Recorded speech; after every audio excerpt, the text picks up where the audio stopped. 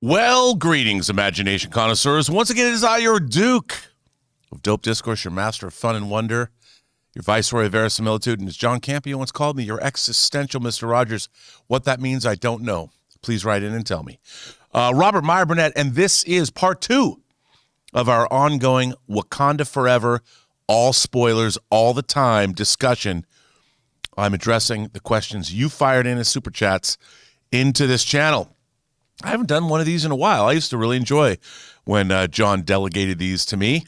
And here I am, back again in the center seat, like Captain Kirk himself. So without further ado, let's jump right in and see what you guys say.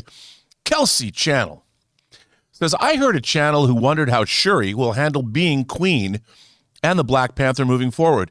But Shuri won't be. The mantle is for the ruler of Wakanda, and didn't she give control to M'Baku at the end? Yeah, probably. I mean, look, Shuri, I don't think even wanted to be the Black Panther. She did what she had to do because circumstances forced that upon her. I think Shuri wants to be Shuri, one of the smartest minds in the MCU. She wants to invent. She wants to create. And I don't think she wants to rule. And I think M'Baku has proven that he's a great ruler. Plus, I like it. Who doesn't like M'Baku? I think we all do. It'll be interesting to see how they deal with the politics of Wakanda moving forward because, you know, Wakanda is the most technologically advanced nation on Earth, and they better show a lot of leadership here, especially after their little skirmish with Talokan. I'm really excited to see how that all goes forward in the MCU. What are they going to do with it all? Stay tuned, because we haven't seen the last of this yet. Maybe in the Thunderbolts movie. Fangblaze71 says, was it just me, or did the Shuri versus Namor plot seem almost exactly the same as Peter versus Goblin plot in No Way Home? Still great, though. Well, you know, when superheroes take on supervillains, there's so many, or only so many permutations of how these conflicts play out. But yeah, there was definitely a similarity. But as someone who's been reading comic books most of their lives, I can tell you, there's only so many ways to skin a cat. And when battles happen between superheroes and supervillains, the motivations tend to, you know, they're similar. They're similar. But I liked it. I thought it was well done. Kelsey Channel goes on to say, if M'Baku's the king, would we get a great white gorilla since the Jabari are the only tribe who don't worship Bast? It would be cool to see. We might, you know, remember Killmonger didn't worship Bast either. And, you know, I think it really depends. I'm not really sure how worship and leadership go together as far as different deities you pray to. I don't know. It'd be very interesting to see. But maybe maybe there is a great gorilla god. I'd like to actually see that. I'd love to see M'Baku conferring with that deity. That'd be interesting. We'll see.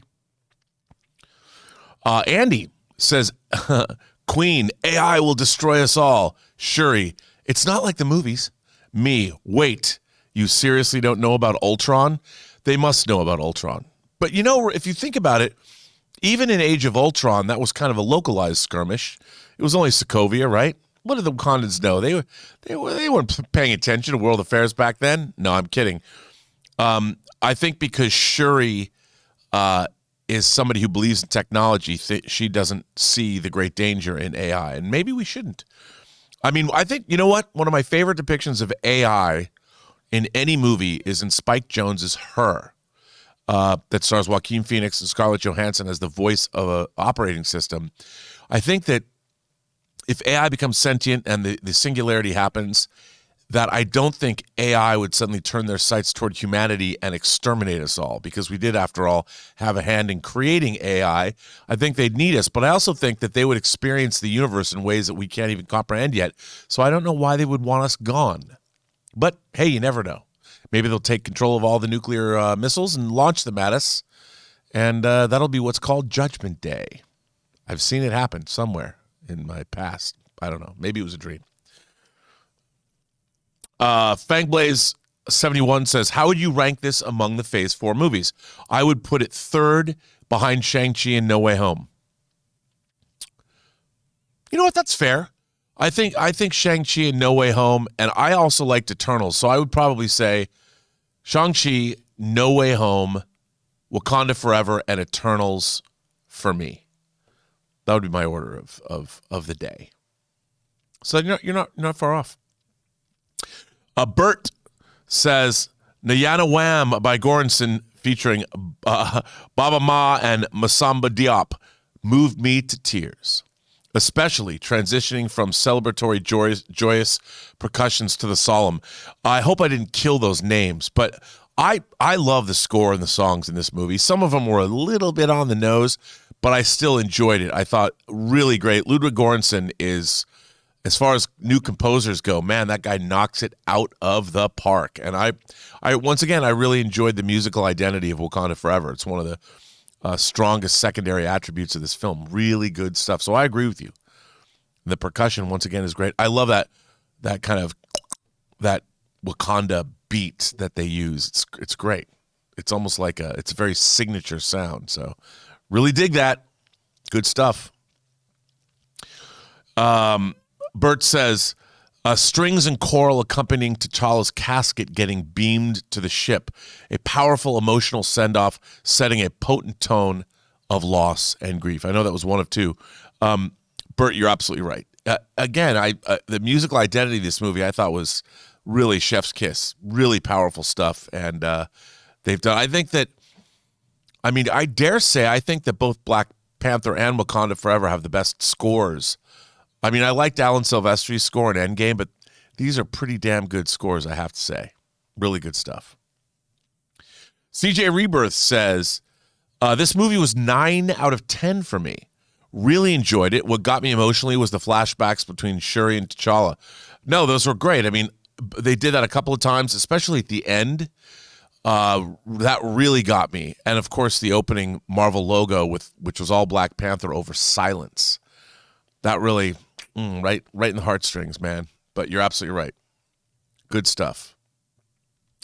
Ant Banks says, Shuri didn't do it for me as Black Panther. No one in my theater cheered when she came down as Black Panther. It felt forced.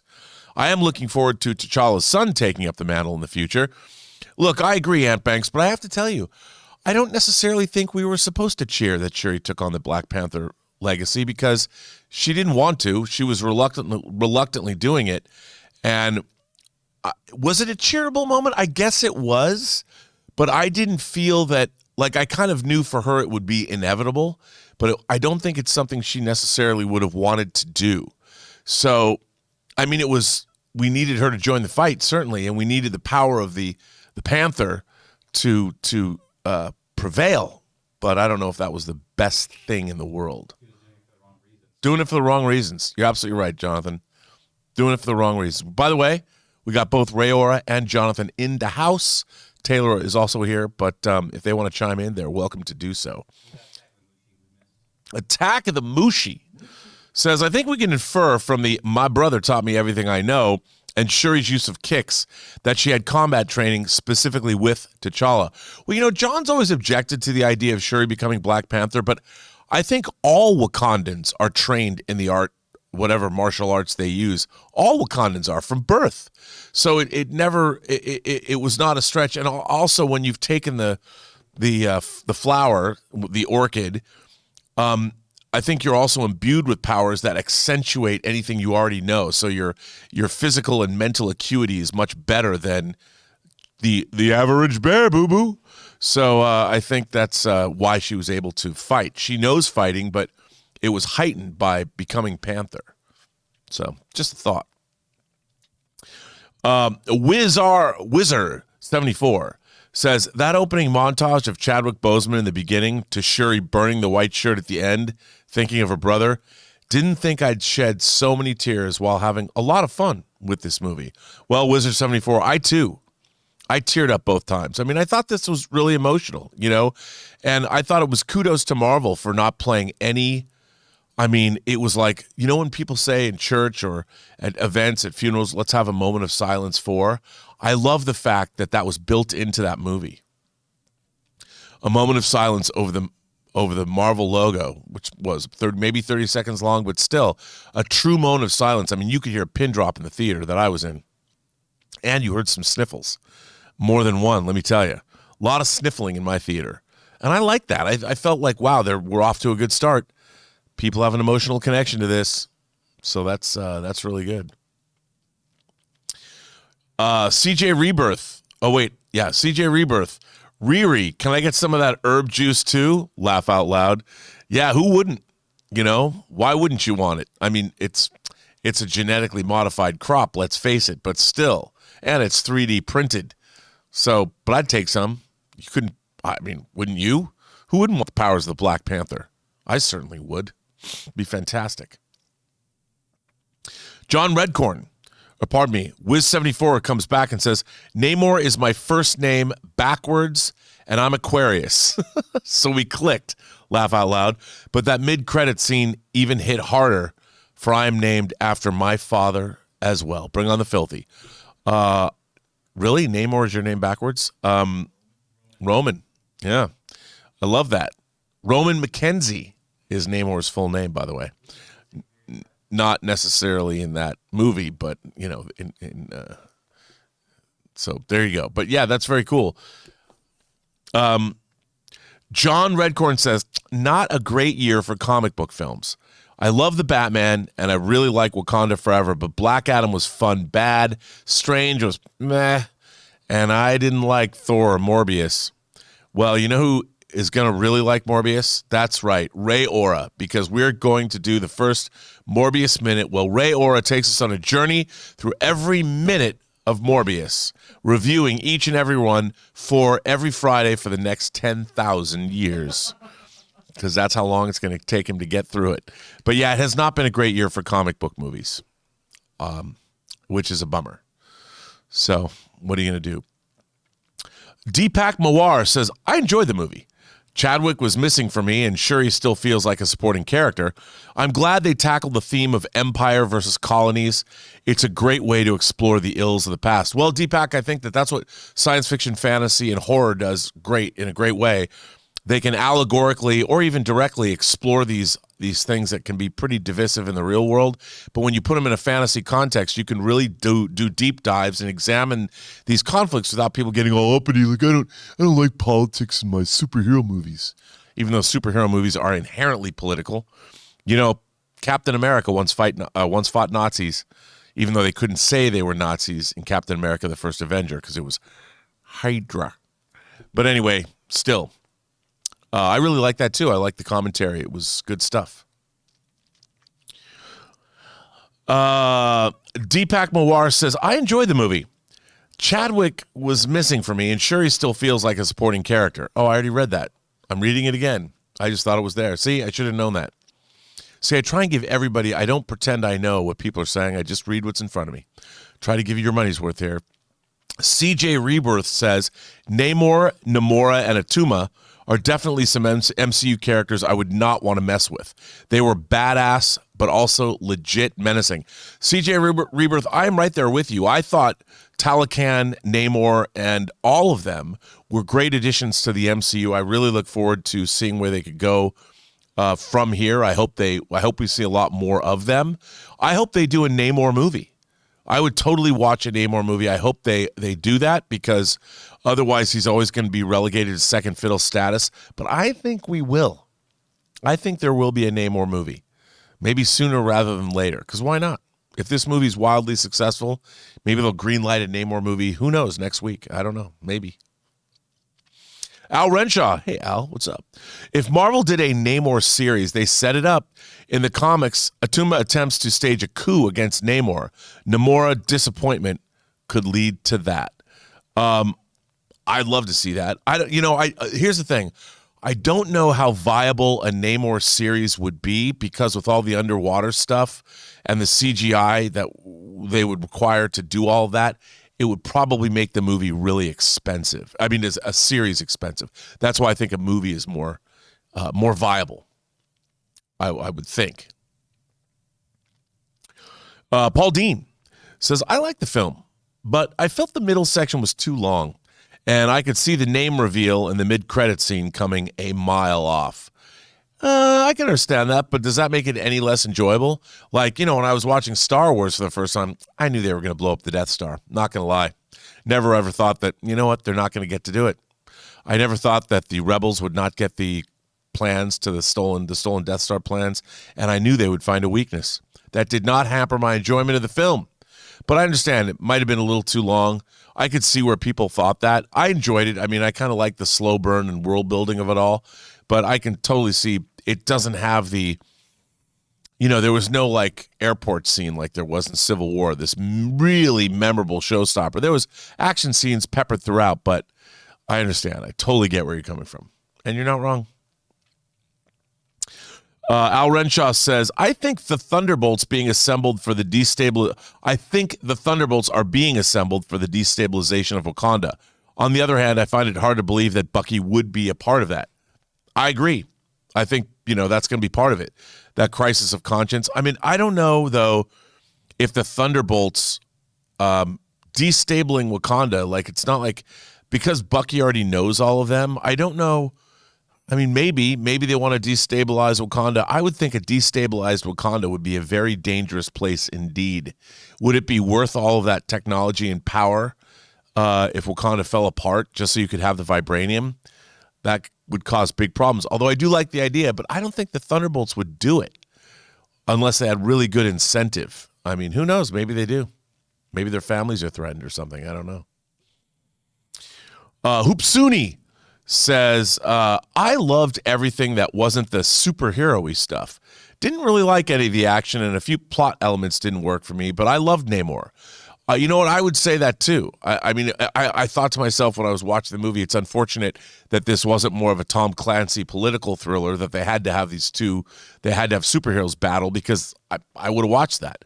I thought the political nature of it and the actual non-superhero stuff was really strong, really fascinating, and I wish they delved into the MCU, the disposition of the whole MCU, more the geopolitical front.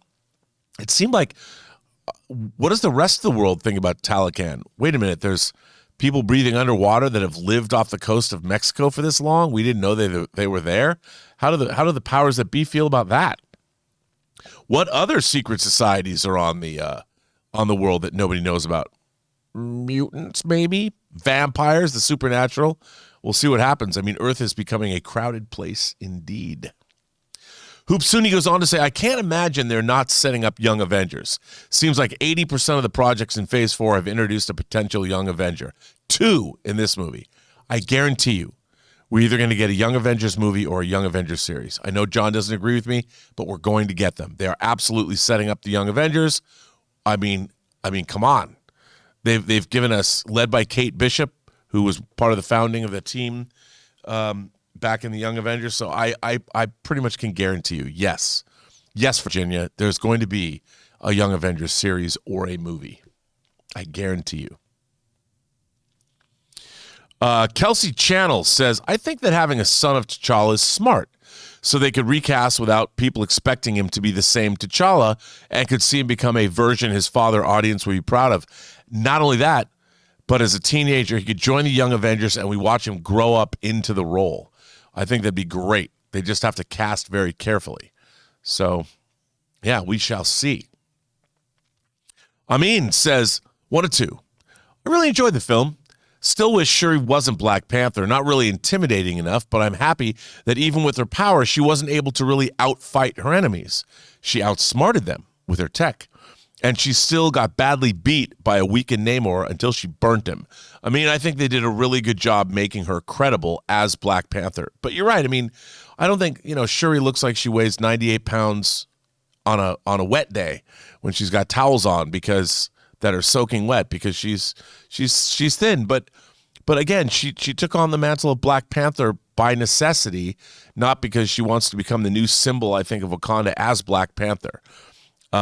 But I did I thought she did, Letitia Wright did a great job, I thought, in this movie. I really liked the way she played her role. And I really believe that she was going through the grief of losing her brother. I thought it was good. Liked it. Let's see. Nathinkins says, it was disappointing that Okoye was hidden in an Iron Man suit the last part of the movie. She is way more fun to watch, like the fight on the bridge. First of all, Denai Guerrera, I love Okoye. I love the way she looks. I love the way she moves. I love the way she looks in that Dora Milaje outfit. Yeah, that new Iron Man armor, I mean, I get it. I do not like that as much as I like the original Dora Milaje outfit, mainly because I want Hot Toys to make that, and they don't. But it was okay. But it was, I guess symbolism. She wasn't part of the Dora Milaje, so I get it. But bring her back because that Power Ranger suit's got to go. At least I think it does. Amin says, Ludwig Göransson has quickly become one of the best composers in the business today. The score and even the soundtrack for this film was fantastic. I mean, no argument there. I totally agree with you. His score is great. John Rayor has apparently left the building. John took me and Elizabeth to the Hollywood Bowl, and we got to see, he was there. Göransson was there, and they performed the entire score as the movie played. It was fantastic. That score sounded so great live. The percussion they brought in, wow. That guy who does the Wakanda, it's awesome. Awesome. I loved it. And I totally agree with you. He's one of the most interesting and vibrant composers working in film today. Give that man all the movies. Love him. You're absolutely right. Matthew Carter says, I never used the term masterpiece. Oh, pardon me. I use the term masterpiece rarely, but I never have been more moved by an MCU film that had such potential to be a train wreck. The crown jewel of Phase 4. May Ryan Coogler and Angela Bassett live forever. Give her an Oscar. She deserves another Oscar. She was so beautiful and so powerful and so awesome. I love Angela Bassett. She can do no wrong in my book. She is amazing. And you know what? She used to be married to, I don't know if she is still, but she used to be married, or maybe she is, to Courtney Vance, who was Seaman Jones in Hunt for Red October. And I love him too. And one day, maybe I should make some kind of romantic comedy with the two of them in it. That would be dope. I don't know if they still are married, though, so if they're not, forgive me for saying that. But anyway, I'm saying it anyway because I love Angela Bassett. Matthew Carter says, by the way, based on the hype in my small town, I'd now be shocked if this movie makes less than $200 million this weekend, and it's definitely hitting the billion mark. Well, Matthew, from your mouth to Bob Chapek's ears, because they need the cash over there at Disney. I don't know if it's going to hit that because it's a pretty divisive movie, but it could very well do so. You never know. I would never count Wakanda Forever out because a lot going on there. Vixter, 5001. Solid film. Thought the Val bits felt shoehorned in. Yeah, the whole thing, Val was a little shoehorned in. Her agent husband, I mean, come on. We all love Bilbo Baggins, but he was kind of shoehorned in. Or as I like to call him, the Tolkien white guy. Get it? I know it's a terrible joke that never gets old to me, but hey, what can I say? But I do feel that he was kind of shoehorned in. Baby Boy 8603 says, is Riri just as smart as Shuri? Is Shuri still the smartest character in the MCU? Baby Boy, Shuri is smarter than Riri. I mean, I honestly believe that. They can't have all these kid geniuses running around. Shuri knows more than Riri, I would say. Just a thought. Tom, these are tough names. Weisenberg says, Namor is one of the best pieces of comic book adaptation I've seen in a while. Kept his core characteristics, but changed his backstory for the better. Tom, I've been saying that. I like that. I like that within the MCU, they gave him a quote-unquote real-world backstory. They tied him to a population. When I was a kid, the disappearing Mayans I was very interested in them because ancient astronauts, maybe they helped Mayans build the temples, whatever. I liked it. I mean, you just say Atlantis. Okay, where did Atlantis come from? Like, watching Aquaman, I always thought to myself, okay, where did all these people come from and how come nobody on the surface knows these people are here?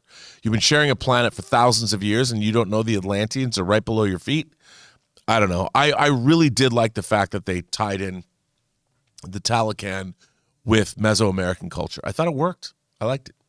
I enjoyed it. It gave it a sense of verisimilitude for me. Reamer Bulldog says, I really like this movie a lot. It was so emotional and great characters. I love the world building.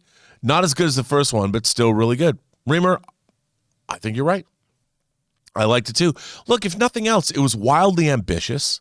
It swung for the fences, and sometimes it really connected. And I think that's all we can ask for. I mean, it was fighting an uphill battle against losing its titular character. To T'Challa was gone. And how do you, to even decide to not walk away, like Ryan Coogler talked about, I thought I was going to walk away, but then I have to let someone else do this, and he didn't want to do that. So kudos to you, Ryan Coogler, for making this movie. This movie is interesting. It's probably a lot smarter than we deserve. That's what I think anyway. Reamer Bulldog goes on to say, my criticisms would be the Riri character didn't need to be in a movie. Neither than Val's character. Those scenes could have been cut. Well, I understand why they put those in there, because they're setting up future films like Thunderbolts, maybe Young Avengers, and of course the Ironheart show. So I get why they were there, but I agree with you. They didn't need to be there. I thought Riri, why can't you just make it a Wakandan scientist who made that the vibranium detection device? All that stuff could have easily been rewritten, but they needed the Ironheart character to be introduced in a big movie so everyone knew who she was. But was that right or wrong? I don't know. Reamer Bulldog goes on to say, and I would agree that it was a little bit too long and there were some slow parts, but to me it didn't affect my enjoyment of this movie. I agree. Look, I don't understand. I'm not being critical of you because you said you enjoyed the film, but when people talk about the fact that there were slow parts, I guess because it's a superhero movie and people expect more action, but I thought this movie was pretty interesting and compelling throughout its running time. There was always something new. I found myself leaning forward, taking it all in. I wasn't bored for an instant. I'm like, wow, this is all very interesting to me. So maybe that's just me. I like the slow burn of it all, and I thought it was really well done. Really well done. Colin Z says, T'Challa spared the life of the man that killed his father. Sure, he spares the life of the one that killed her mother. I like that parallel. Colin Z, I thought about that too, and you know what? Those Wakandan kids, that family, they give people sympathy. They're not just cold-blooded killers. And I think you're right. Drawing that parallel was absolutely something they wanted to be in the film, and they wanted people to recognize. So kudos to you for doing that. Mauricio Fagundes said, does not make it to the top 10 MCU movies for me, but this is a really solid entry nonetheless. Definitely a return to form, and the best movie that Coogler could possibly make, given the circumstances. I agree, Mauricio. I thought, especially because of the circumstances, it's a pretty wonderful movie. It has a lot to offer, a lot's going on, and I think that it should be appreciated and lauded. So you know what else should be appreciated and lauded? Our sponsor for this episode of the Wakanda Forever spoiler discussion, thanks to the good folks at Mint Mobile. Guys, we want to thank a sponsor of today's video, Mint Mobile. This holiday season, the best deal in wireless can only be found at Mint Mobile. Right now, when you switch to Mint Mobile and buy any 3-month plan, you'll get another 3 months free. As the first company to sell premium wireless service online only, Mint Mobile lets you order and activate from home with eSIM while saving tons on phone plans starting at just $15 a month. Guys, I've been using Mint Mobile long before this holiday deal, and I have to say, it is the perfect time to switch. Since I switched to Mint Mobile, I've been spending 1/3 of what I used to spend on my mobile service with the other big name company. And with this buy 3 months, get 3 months free, not only is it a great choice for you, but it makes great gifts for the people you love. Mint Mobile's best offer of the year is here. By going online only and with eSIM and eliminating the traditional costs of retail, Mint Mobile passes those significant savings on to you. All of their plans come with unlimited talk and text, plus high-speed data delivered on the nation's largest 5G network. You use your own phone with any Mint Mobile plan and switch easily and effortlessly with eSIM. Or if you need a new device, for a limited time, get 6 months of free service when you buy a selected device and plan. So guys, for a limited time, buy any 3-month Mint Mobile plan and get 3 more months free by going to mintmobile.com/Campea. That's mintmobile.com/Campea. And thanks to Mint Mobile for sponsoring this episode of the Wakanda spoiler discussion. Wakanda Forever spoiler discussion. The real question is does Mint Mobile have coverage in Wakanda? Don't know. Mauricio Fagundes says, one thing that is not clear by the end of the movie, did Shuri step down as the ruler of Wakanda? She was not part of the crowning challenge ceremony. Look, I think she took on the mantle only for what was going on. I mean, remember where we see her at the end of the film. She's taken off to Haiti, sitting on the beach, visiting Nakia. I think that I guess M'Baku will be the new king, and I don't know, maybe he was crowned off camera or something. We'll see. But I don't know. But I think the country is in good hands. Cosmics, 1 of 2, crying a lot throughout the film due to the fact that I knew what it was like to experience the death of a brother.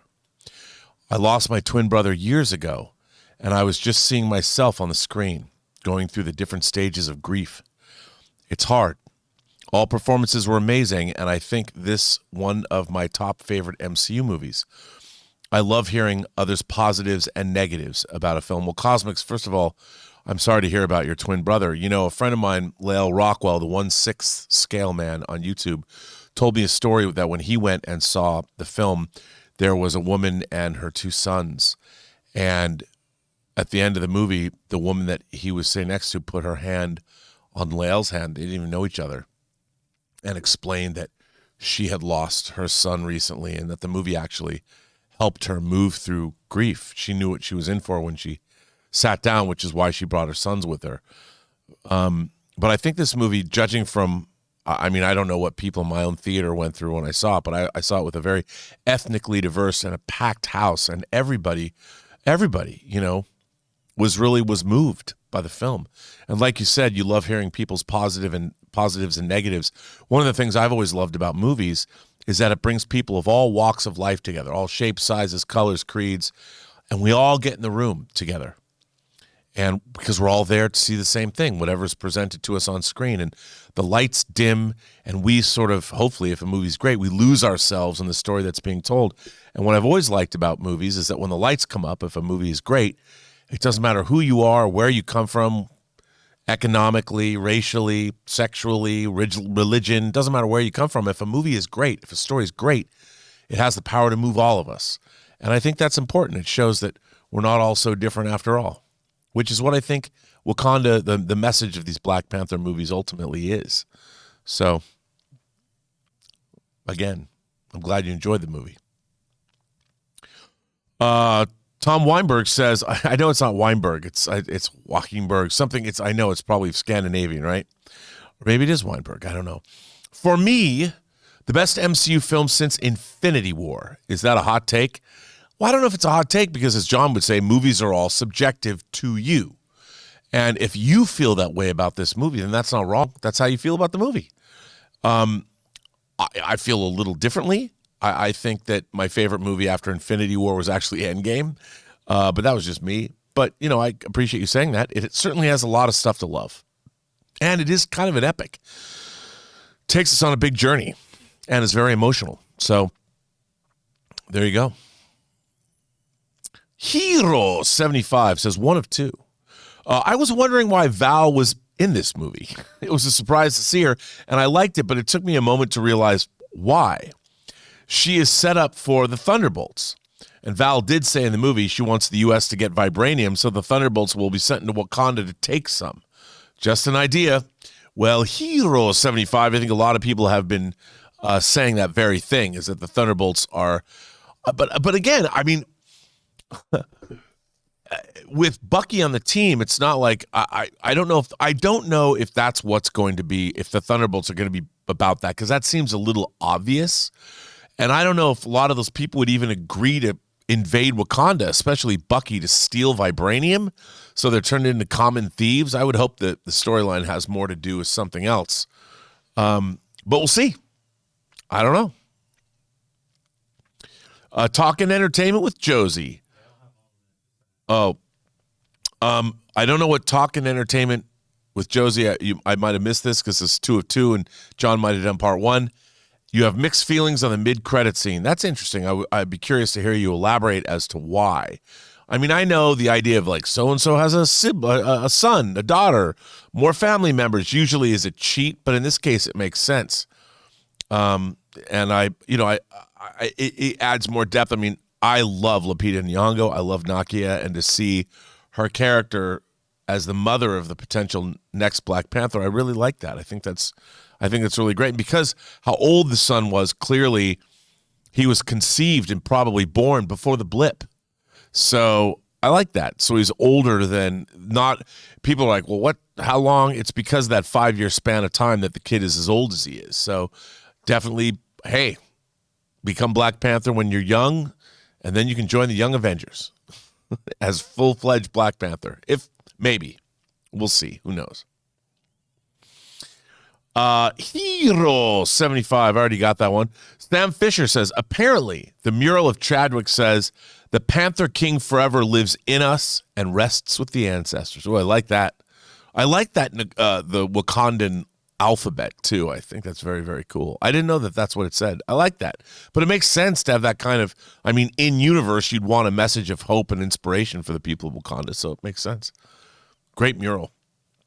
Aiden Foley says, Namor was cool, but kind of an idiot as well. If he wanted to destroy Wakanda, he should have asked for help from the tracksuit mafia, bro. Look, I don't think Namor really wanted to destroy all of Wakanda. I think he wanted to teach him a lesson. I think he sees ultimately that Wakanda would be a powerful ally and they have a lot in common. But hey, I could be wrong because I'm always looking for the good in people, especially mutant undersea people that fly. What can I say? Trying to find the good in it all. Christina B. says, I like Black Panther Wakanda better than Black Panther 1 because I like the personal journey Shuri goes through. Wish the script was tighter and better pacing, though. Well, Christina, those are all very valid criticisms. I think it had a really interesting story. It did. I think anybody that says it doesn't is being disingenuous. I think it did have a good story, and I'm there for it. So, yeah, I agree with you 100%. Future Millionaire says, was M'Baku's challenge for real, or was it a diversion for Shuri to make peace with her brother's death at the end? Thanks.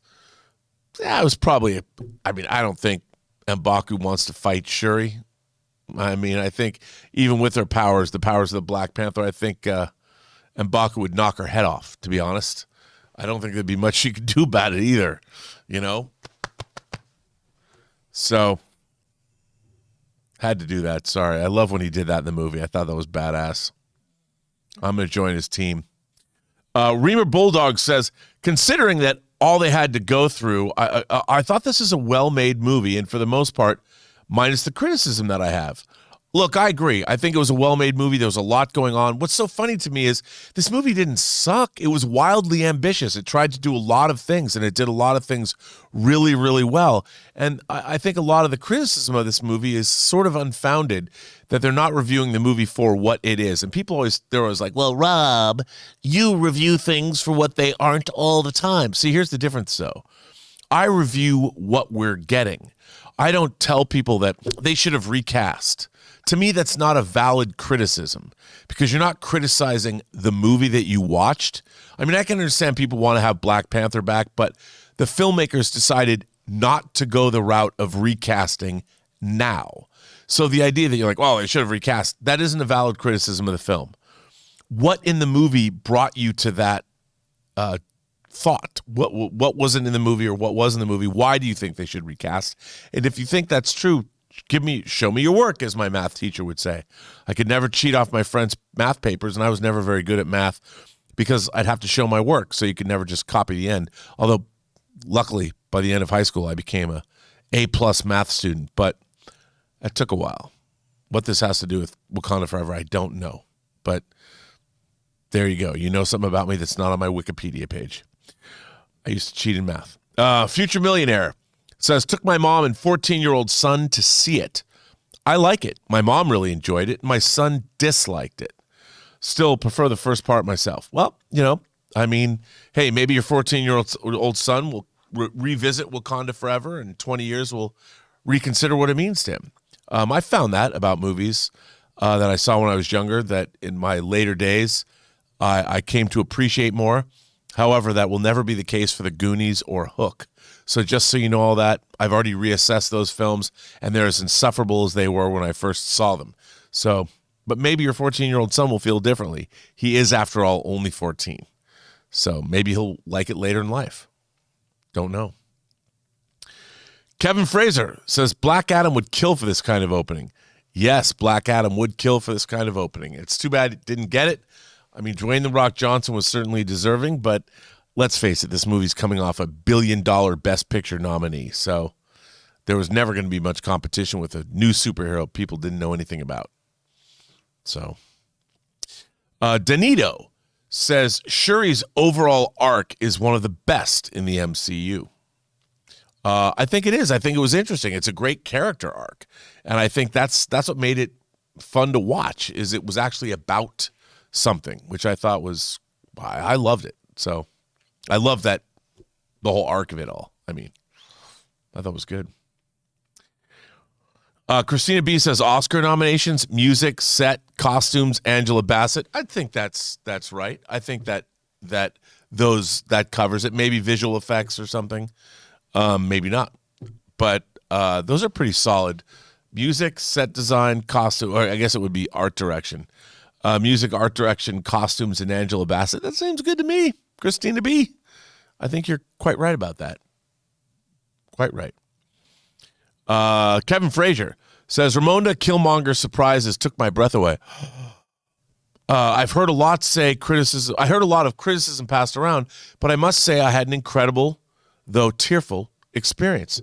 Reunited with 10 friends, and we enjoyed it together. Kevin, there's not a better way to see a movie. I hope you all went out for a couple of drinks afterwards and shot the shit and talked about how you felt about the film. I love doing that. I think that's one of the great things about movies, and everybody gets to talk afterwards. But I'm glad you got to experience that. I think it's fantastic. Reamer Bulldog says, overall, Phase 4 was hit and miss for me. Still overall really liked it, but there were some disappointing things. But this was a good movie to end off, so can't wait to see Ant-Man Quantumania. Well, I can't either. I think it's going to kick off this whole Kang. There's going to be much Kang shenanigans in Quantumania, and we'll see what happens. I'm looking so forward to Quantumania. I think it's going to be great. Raymond Verada says, what predictions came true? No adamantium, no Doctor Doom, no multiple Black Panthers. Our fanboy hopes crushed. Well, I don't know. I mean, there's no reason to suspect any of those things were going to happen. Those are just things that we expected might happen, but there was never any evidence presented at all in the trailers to say that all of this stuff was happening. This was all just speculation on our part. But you're not wrong. I mean, they were crushed. But do we really, really believe them? Do we really believe those ideas? I don't know. David Crabtree, our friend David Crabtree, sends in a $20 super chat. David Crabtree, USMC, has done many pieces of fan art of me and John over the years, so thank you for those, David. I don't flat out dislike the film, but it was extremely underwhelming. Great cast, but T'Challa left a huge void. Felt rudderless, like I was just watching a bunch of supporting characters. The film never kicked into that next gear. I just couldn't get invested in Namor. He didn't give off that presence I want from a main antagonist. Everything involving him and his underwater kingdom was disappointing to me. Well, David, that's fair. I mean, I can understand. I'd be curious what you wanted more of in terms of representing the undersea kingdom. But I get it. Not everything works for everybody. And your opinion is not invalid. So, yeah, I think that's okay to have that opinion. The movie itself, by the way, thank you for the continued support. That's very nice of you. David Crabtree goes on and says, the movie itself lacked that vibrant visual pop of the first film. It actually felt muted and underlit and hard to watch in darker scenes. David, you know why? Because they screwed up the DCPs. I'm convinced of this. I have no evidence to support this except what we didn't see with our own eyes, and that was the damn movie because it was too damn dark. But you experienced the same thing I did, which leads me to believe that the DCP, the digital cinema package that was created for this film, there was something faulty with it. And shame on all the theater owners who didn't notice it. It's very frustrating. David Crabtree goes on to say, when M'Baku, Okoye, and Ramonda were on the screen, the movie had my attention. Give me an M'Baku film. Lastly, it is always great to see Lake Bell on screen. That was so weird. Overall, just sorely underwhelmed. David, I'm really sorry to hear that. I'm sorry you were underwhelmed. That's a bummer. But yeah, Lake Bell is that scientist with the song of the sirens coming and making. I love that song. That was so creepy when they're just walking off the side of the boat. I was like, wow, that is some scary, scary, scary, scary stuff. Big Mouth Stan. Big Mouth Stan. Big Mouth Stan says, what is up with these non-lethal stabbings of the MCU? Tony Stark on Titan by Thanos, Toby's Spider-Man by Green Goblin, and now Namor stabbing Shuri. It's magic, man. It's magic. That's all I can say. How do you survive a stabbing? I don't know. Somebody needs to make a miniseries or a TV series with Neil Patrick Harris. Instead of How I Met Your Mother, it's How I Survived a Stabbing. I don't know. That's a bad joke. Ray's laughing at it. How did I just make Ray Ora laugh so much? I don't even know. Was that bad? Didn't work, did it? Terrible. Oh, Ray's saying I'm terrible. Well, he knows stand-up and he knows boxing. I don't know either one, apparently. So there you go. William Dwan says, 1 of 3. Shuri seeing Killmonger, her claiming that vengeance has consumed us and that she's not her brother are the best moments of this movie for me. Certainly great moments. Let's see what else you say, William. It echoes back to T'Challa saying in Civil War, vengeance has consumed them. It has consumed you.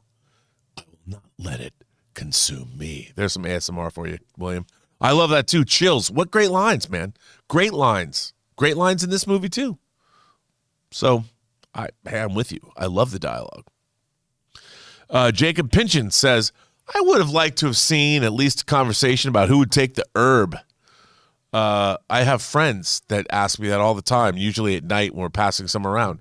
Who will take the herb? It felt like Coogler and company assumed. I don't smoke dope. Felt like Coogler and company it's legal here, so what difference does it make?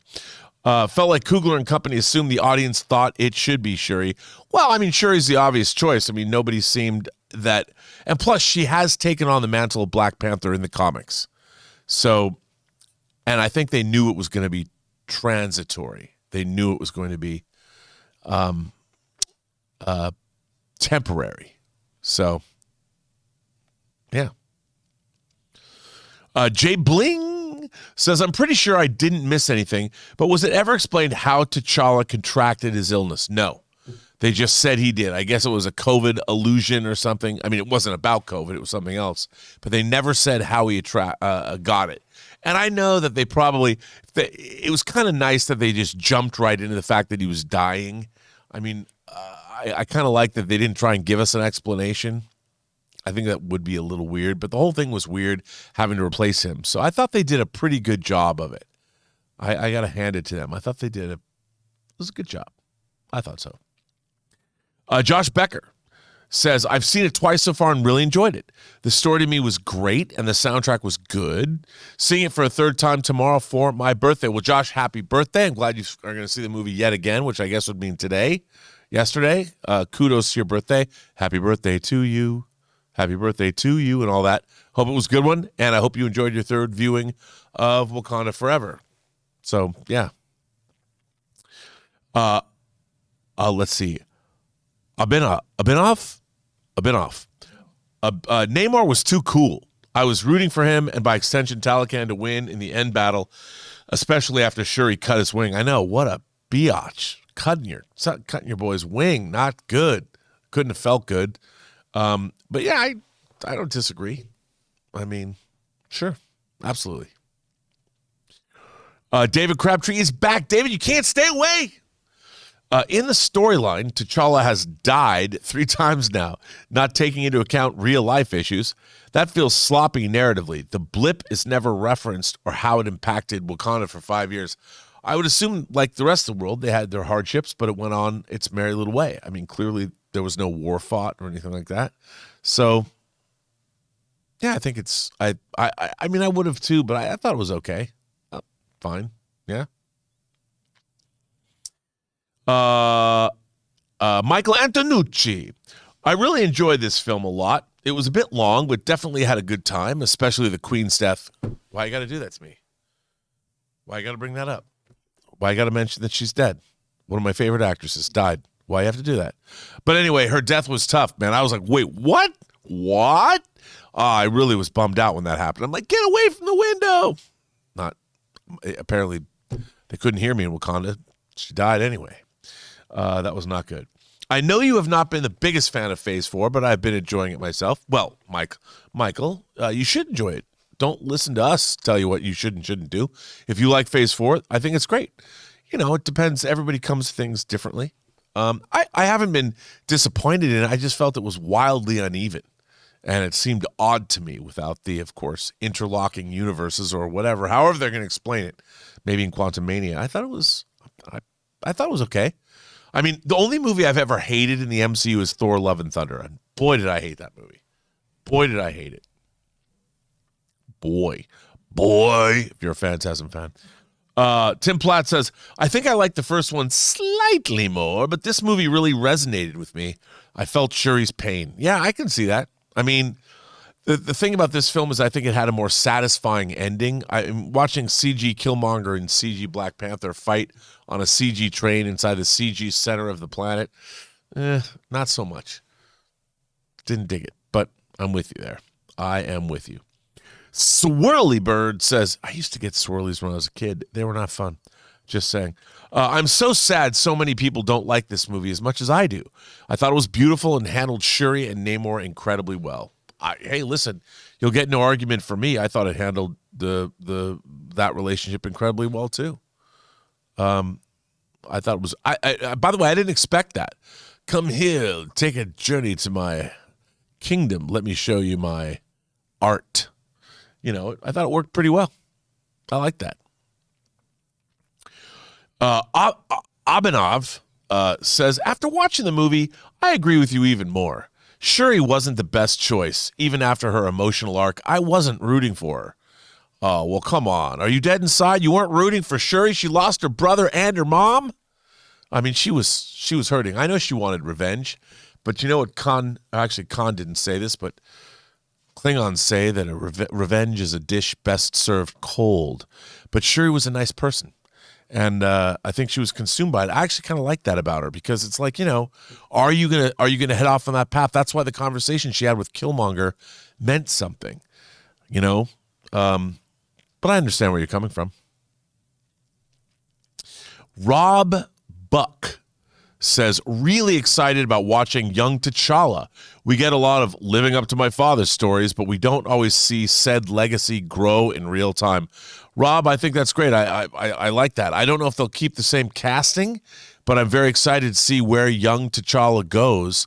What if he became like Mordred and he became evil? That could be an interesting twist. You never know. Maybe he defects to Talokan or somewhere else. But then again, maybe that would be too similar to Killmonger. You never know. But I'm looking forward to seeing where all that goes. I think that could be pretty interesting. So I'm with you. Alex says, Wakanda and Talokan versus Latveria in Black Panther 3. Hey, you know what? From your mouth to God's ears, I hope they introduce Dr. Doom and 2 different nation states. I was talking about this earlier in this very chat. I love the geopolitics of the MCU. I don't know what beef Wakanda and Talokan would have with Latveria, but I would watch it. I mean, I think it'd be really interesting. I don't know what's happening there, but I'm with you. Bring it on. Sounds good to me. Modi from Manila, Mr. Hank Dunn says, Shuri becoming Black Panther felt unearned and selfish. Well, perhaps, but she kind of had to. I mean, I don't think she really wanted to. I mean, I think it was definitely set up that it was something she did because her emotions got the better of her. But I don't think if cooler heads had prevailed, she would have done it. But I think it was organic to the plot of this movie. Would she have done this if she wasn't in this movie? Probably not. But you never know. It would have depended what happens. She was filled with lots of emotion. A tempest in a teapot, if you will. So it didn't surprise me. Modi from Manila says, my first hot toy will be Tenoch Huerta's Namor. Well, I'm right there with you, but they haven't announced Namor yet. You know, we're getting Shuri so far. I'm sure we're going to get Namor, but like you, I'm totally down. I will absolutely get a Namor figure, and I will love it, probably like you will. So kudos to you, because anyone who says they're going to buy a hot toy without a hot toy even being pre-orderable is a man after my own heart. So thank you for that. Right there with you. Mo Tossum says, the nighttime underwater scenes were too dark.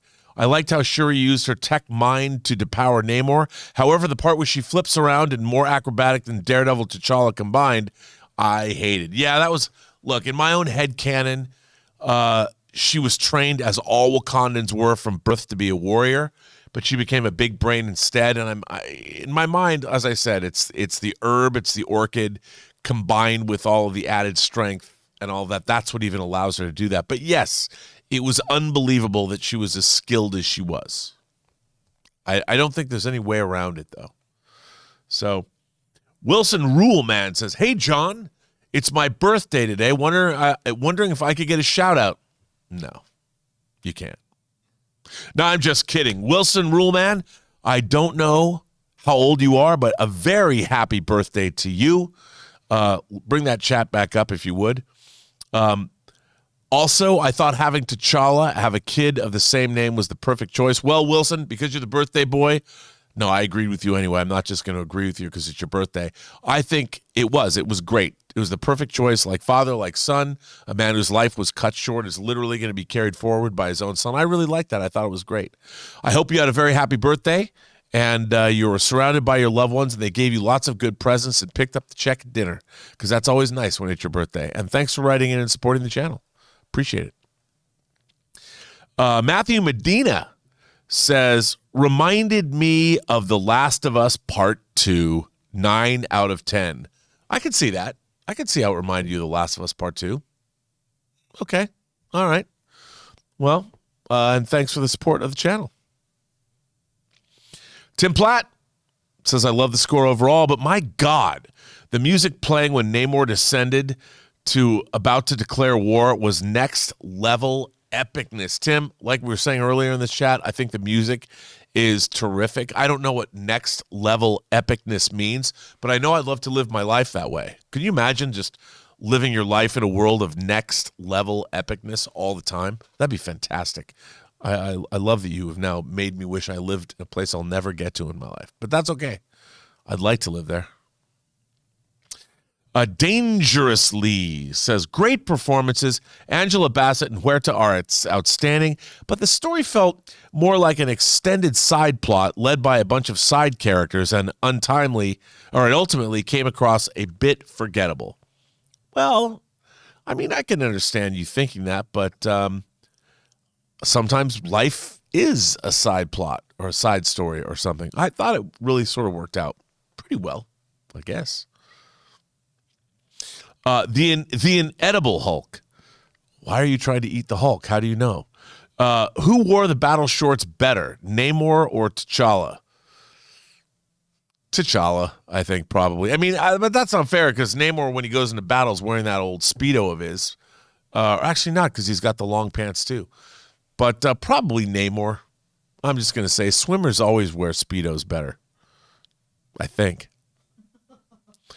Rob Buck says, the only complaint, the popcorn bucket was medium size. Well, Rob, you've got no one to blame for that but yourself. What are you doing rocking a mid-sized bucket when you wanted a large bucket of popcorn?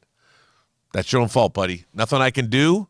I would advise you not to do that again. Always go for the half bucket. Just saying. Ethan Holgate says, I saw it in 3D. And I really enjoyed it in that format. Dude, I got to go see it in 3D just so I could actually see it. I felt I missed half the movie twice because I couldn't see anything. On IMAX, I'm secure in the knowledge that I'm sure it'll all look great. So, Tim Platt says, you bald-headed demon. That is an example of the MCU comedy that works. Had me and my entire theater laughing. Or my entire theater rolling. Pardon me, not laughing, but rolling. That was a great line. Great line. My theater laughed at that too, because you just don't hear that about that character. So it was good. I liked it. Matthew Medina says, the themes of the human condition, forgiving yourself, the painful art of empathy, the philosophical aspect of revenge and trauma. It was very ambitious. I can't agree with you more. That's why I did like this movie, and I think it was wildly ambitious. I've been saying that from the beginning. It's got a lot on its mind, and I'd rather see somebody swing for the fences than just bunt to try and get to first base. So this movie definitely went all in. Sufwat Newman says, I really hate you didn't love the movie. I feel the fact that they had to deal with real world issues while grieving made the movie more better and complex. I think you're right. I think it did. I love the story that was being told. I thought it was sweeping, grand. It had a lot of really interesting political ramifications. So, while I didn't think it was perfect, it was definitely a worthy effort. So, yeah. Tim Platt says, I've been team recast T'Challa, but while they didn't do that technically, making his son to also be named T'Challa, I thought was an excellent compromise. Hey, I agree. And they worked it into the story. There's going to be another T'Challa, but we're going to have to wait. But still, I like that. I think it's great. I think it was awesome that they did that. And that scene at the end, that mid-credit scene when you meet that kid, who doesn't love that kid? I'm like, oh my God. Wow. Good stuff. Mickey Bell says, I really like this movie. The story, the performances, my goodness. For a long film, and I had concern about that, it never dragged for me. Mickey, I don't usually get bored in movies anyway, but I didn't find this movie to be draggy at all. I thought it moved like a gunshot. I would have watched this movie for a half an hour more to get more of that sweet, sweet, sweet exposition. Of course, I didn't do that, but I could have if I wanted to. Diana says, I love the movie. It was a more serious tone with a low-key sexy vibe to it. Laugh out loud. But it made me just want to see more of Wakanda and Talokan. If they make a Namor Talokan film, Ryan has to direct it. Well, no, I mean, no one's going to give up a job, especially with the MCU. Got to get paid. But maybe because James Wan's the kind of guy, he's such a good director. What did I just say? James Wan he's directing Aquaman, not this movie. My brain is fried. But I agree. What did I say?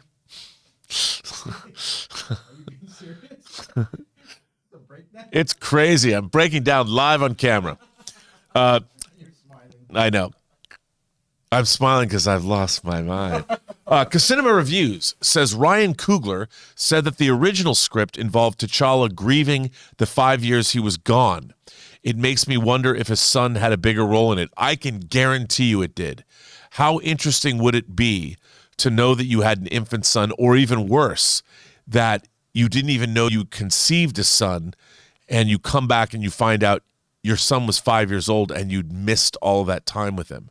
Man, that would be devastating. So I think that's a good idea, and it's too bad we're never going to get that. But I think to know this, it's very interesting, and I do think, we'll see that through the child's eyes, that he never really got to know his father because he was here when his father was blipped. So I think that could be great moving forward. Falcon Blitz Zach. Racists always hated Wakanda. Yeah, I mean, you know what? Here's the thing. Throughout history, racists have hated everyone. You can take that to the bank. I mean, everyone's been hated by somebody. And you know what? You're not doing your job if somebody doesn't hate you. That's what I've always said. That's what my mom told me. I don't know if it's true. Kevin Frazier said, thanks for sharing your views, John. I know you didn't realize I was doing this, but I'm sharing my views too. Don't agree with them all, but you're still a solid film-loving bro of mine. Bro. If we all agreed, life would be a drag. Well, to quote John says, movies are experiential events, and they're subjective. So the fact that he has different views than you, or you have different views than him, that's a good thing. And the fact that you could probably get together. The one thing you couldn't do is share a beer with John because he doesn't drink beer. But you could have a good conversation with him. So it's good. I think people who have different points of view, there's nothing wrong with that. You just have to be a mature adult when you discuss your differing points of view with someone else. And hopefully you can have a conversation you can both walk away from enlightened. like this conversation with me now. Tim Platt says, after this movie, Ryan Coogler is now one of my favorite directors ever. Hasn't made anything yet I don't love. Hey, man, I'll agree with you. He's a terrific director.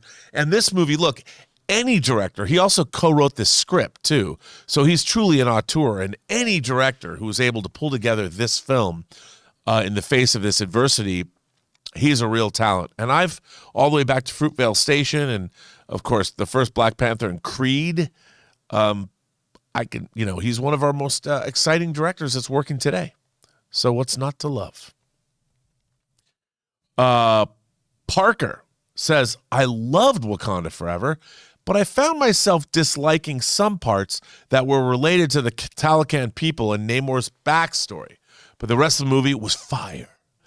I mean, look, I can understand that the Talokan people are a new addition to the MCU. They're adapting Namor and his origin, which I totally understand. And maybe that was what put you off, or maybe you felt it was a little slower or something. But either way, those are valid criticisms, and you're allowed to have them. What is next? Here we go. Mickey Bell, you can't compare them. But the fact that Black Panther in one weekend has made almost as much as Black Adam has made in 3 weeks is incredible. Well, Mickey, but was it? I mean, the first Black Panther made $1 billion, and it was nominated for Best Picture. And it's one of the most beloved films in the MCU. So Black Panther, unknown quantity, hasn't won any awards. An original film. So I don't think it's surprising. I just think it's surprising that Dwayne Johnson hasn't brought more money into the box office. But then again, look, I'll tell you something. Superhero movies are not everyone's cup of tea. Like, my dad didn't dig superhero movies, but you know what? He would have gone to see a Dwayne Johnson movie like San Andreas, or, The Rundown, or Pain and Gain, but he wouldn't have gone to see Black Adam. Not my dad's thing. So maybe that was some of it. Alan Jara 91 says, the soundtrack reminded me of Shang-Chi. Very cool. Great soundtrack. Marvel's pretty good about finding source cues. And Ludwig Göransson's script is terrific on these Black Panther movies, so you're absolutely right. I mean, it's really, really great stuff and really terrific. Motassem says, I didn't like Riri. She made the final suit too fast.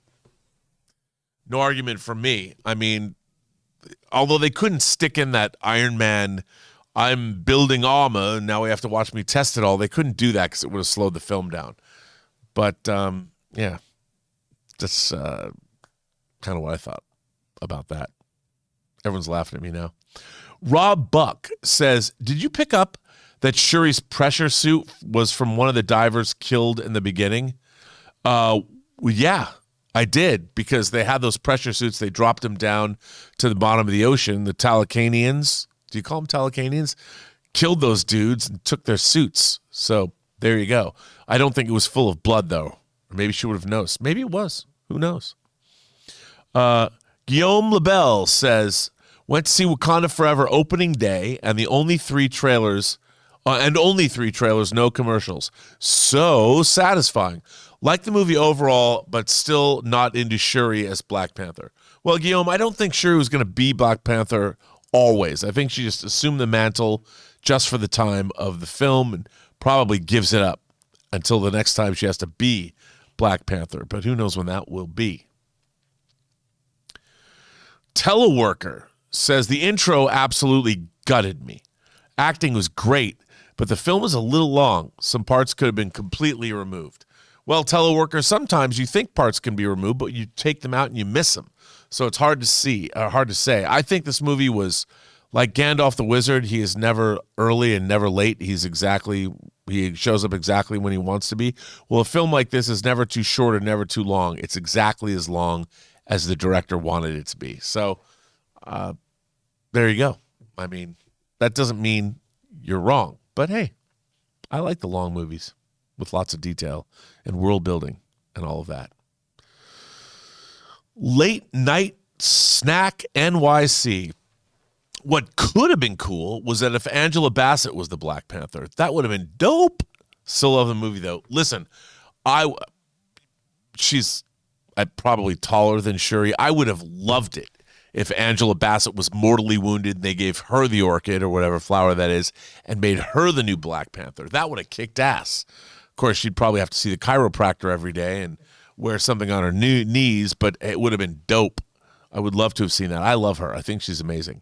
And if you want to see her in a great role that you haven't seen, watch Catherine Bigelow's underseen and underappreciated science fiction film Strange Days, where Angela Bassett gets to kick much booty.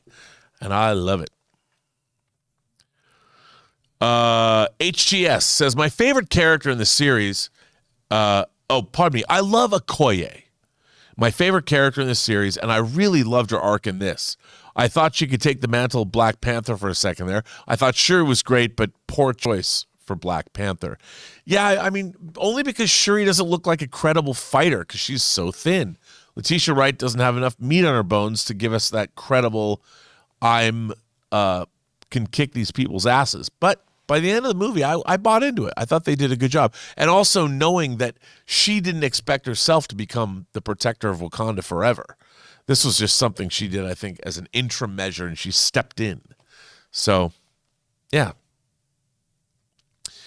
Matthew Carter says, while I love the movie and the character was delightful, Riri Williams' suit was truly garbage. The Midnight Angel suits were too. Yeah. Not great. I guess I just agree with you. I don't have much to opine on that, but yeah, I wish, me too. Could have been better. Yeah, you're not wrong. Jay Bling says, having T'Challa die of an illness because Chadwick did, couldn't this be considered a case of the character serving the actor? Could be. I mean, I know they wanted to go in this direction. I feel sorry for the actor, but, what are you going to do? I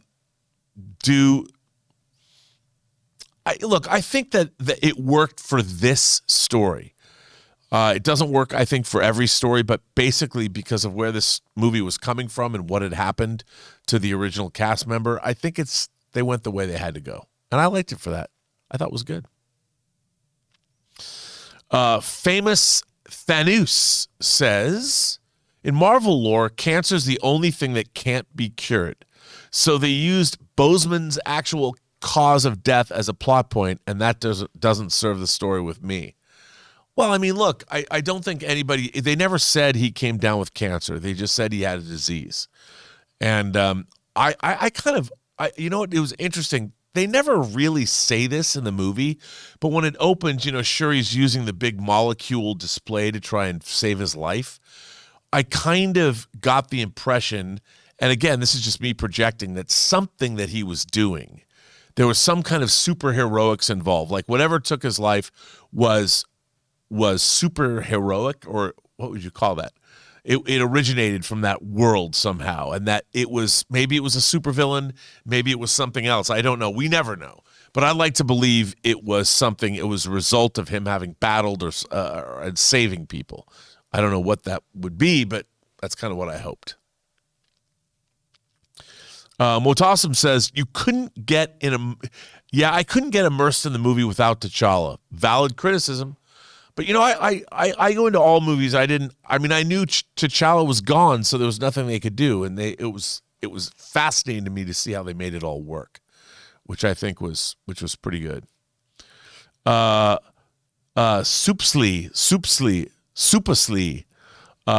says, none of the Avengers attended T'Challa's funeral. I would imagine they didn't put out a call. Not many world leaders did, if any at all.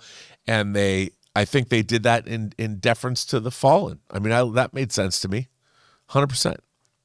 Why let outsiders into your country? Let them wait at the entrance and look at, I don't know, whatever. All good. Wade Killman says, fun watching people making excuses for this film. 7 out of 10 at best. Needed to be a half hour shorter, better writing, and a recasting of the main character. Wade, those are a lot of assumptions to make. I mean, here's the thing. You just described something that this movie is not, like, at all. I'm curious, what are the criticisms that you have of this movie? I guess you could say that it needed Black Panther as the main character. But, like anything, people die. Soldiers fight battles we never see. And I think that I'd be curious to hear is what you thought about the movie that you actually watched, and tell us about that. But I can understand. I mean, not everybody has to love it. Cyan10101 says, they dropped the ball connecting this to the MCU. Shuri said this isn't the movies instead of referencing an Ultron AI taking over the world earlier. Well, that's true. But what can you do? I mean, I don't know what to say to that. It's just, I don't have much of an opinion about that. Optimus Amazon Prime, that's clever. When they said the cause of death, it didn't sit well with me personally. But the moment when Ramonda stripped Sequoia of her position, at first I didn't like it, but I got where Ramonda was coming from. Hey, I did too. Look, by the way, she's Angela Bassett. She could tell me whatever she wanted to tell me, and I would do it. I would do it for her. Amazing. But yeah, I mean, look, one of the great things about Angela Bassett as Ramonda is how much authority she packs into everything she says, man. Would you tell her no? I would do everything that woman ever told me to do in a second. No procrastinating, no dawdling around, just get it done. And yeah, she's a powerful presence. Why'd they have to kill her? Damn it. Johnny Got Lost says they should have recasted, but they did as good of a job as they could without Chad. I think so too. I'm glad they didn't recast. I mean, after what happened, it was so unfortunate. It wasn't like the actor wanted too much money or something, because he didn't. And it was a bummer all the way around. And I thought the movie did a really good job of honoring him in that way.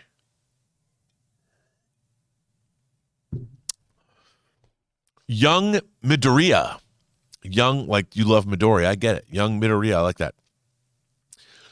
Thoughts on the song being played during Shuri's visit to Talocan? It was perfect. I agree. Look, again, we've talked about the music. I thought the music in this movie was exemplary. Really enjoyed the soundtrack, and I enjoyed the source cues. So in movies, of course, source cues are the music that you hear, like music out of radios or music playing over montages. And then there's the score of the film. They're two different things. One is I can't say one is diegetic and one isn't. Diegetic sound means sound that's actually like if a character's listening to the radio and the song being played sounds like it's coming out of a radio, but a sound music that's in the scene as opposed to being outside the scene. A music score plays along with the movie, but a lot of the time a rock song is either in the movie, the characters are listening to it, or we sort of understand that they're like, if you see a montage, I always think that the characters are listening to that montage or listening to that song at some point. We're just seeing a snippet of it, but that's basically the difference. So diegetic sound is sound that is on screen. It's within the universe of the frame. I don't know why you needed to hear that, but now you know. So Johnny Got Lost. Oh, I read that too. Young Midoriya read that too. Al Renshaw says, the Dora Milaje suits were cool. Disagree with you there, John.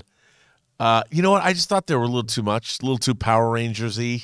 Because I love the Dora Milaje uniforms. I don't want them to change them. Just keep them the way they are. They're so functional and so badass and so cool. Leave them. Min Tran says, Rock Bottom was delivered, except it is with the wrong black movie. Wait a minute. Are you saying that about this movie? Come on, Min. Really? I thought this movie was better than Black Adam. But if you didn't. No. I think he's talking about like a wrestling move. Did someone do a rock bottom?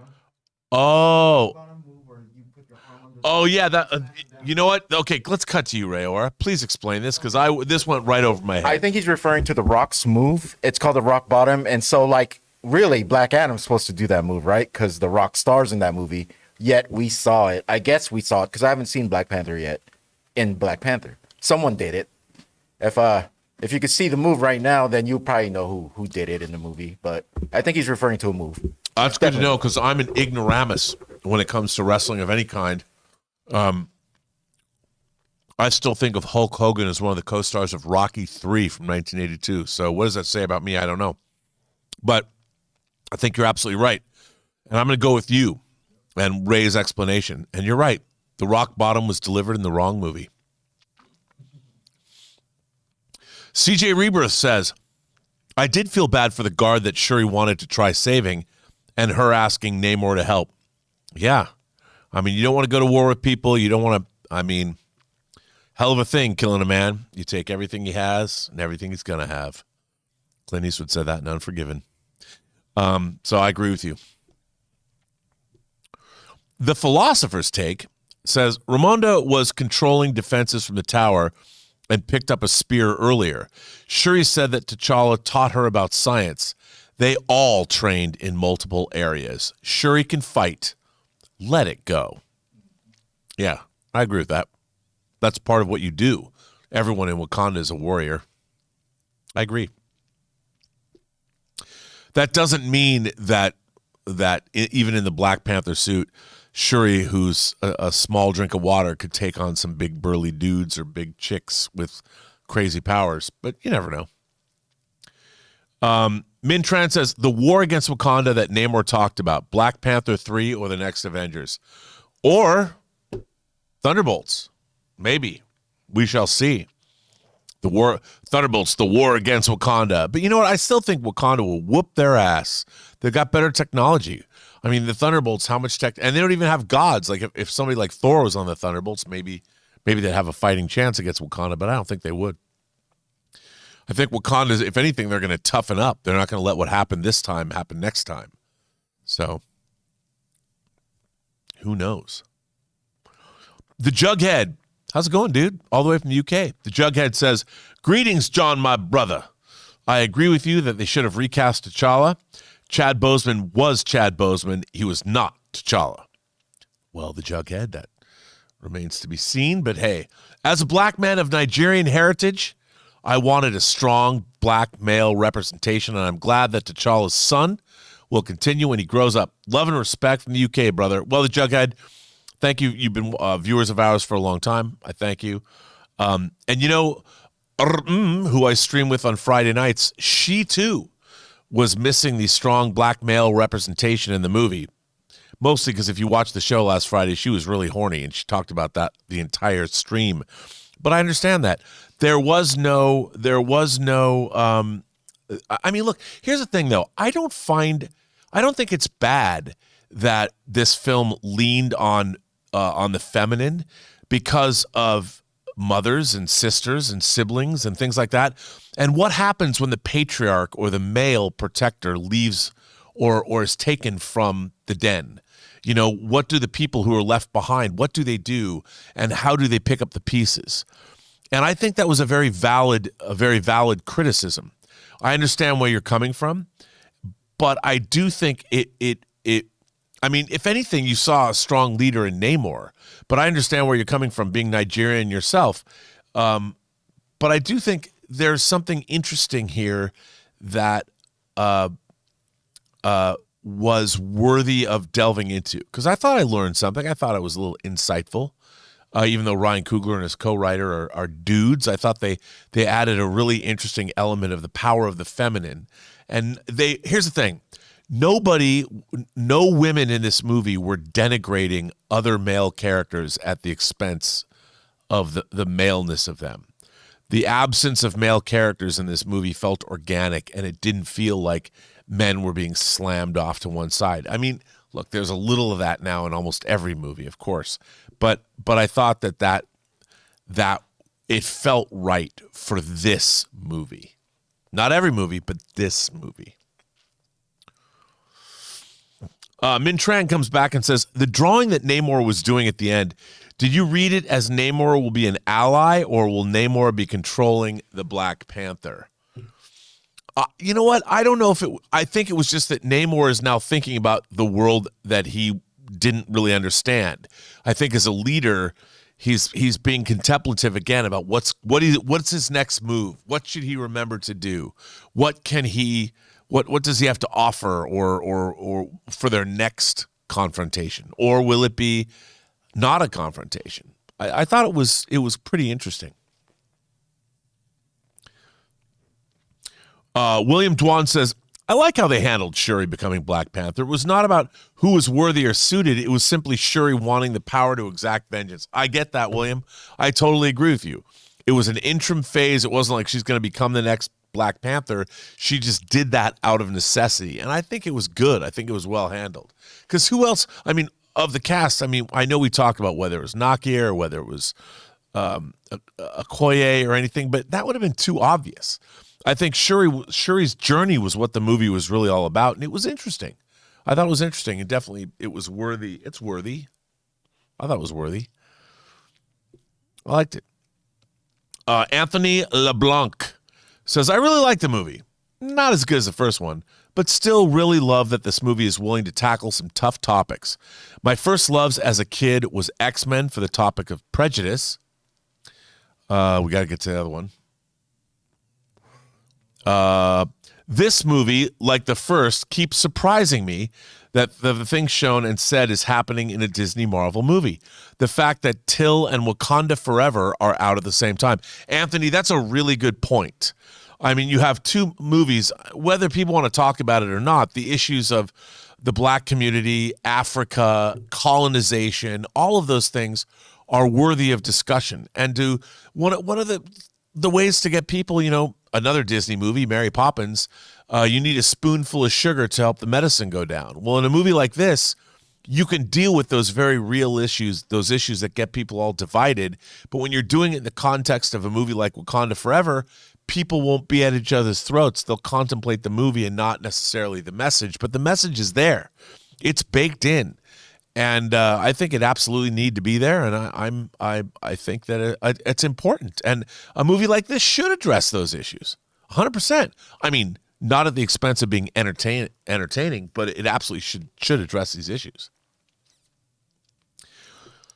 Colin Z says, so I assume that Okoye Disney Plus series will be about her being the Midnight Angel. Could very well be about that. I could definitely see that happening. Definitely, then it would make more sense. But why not?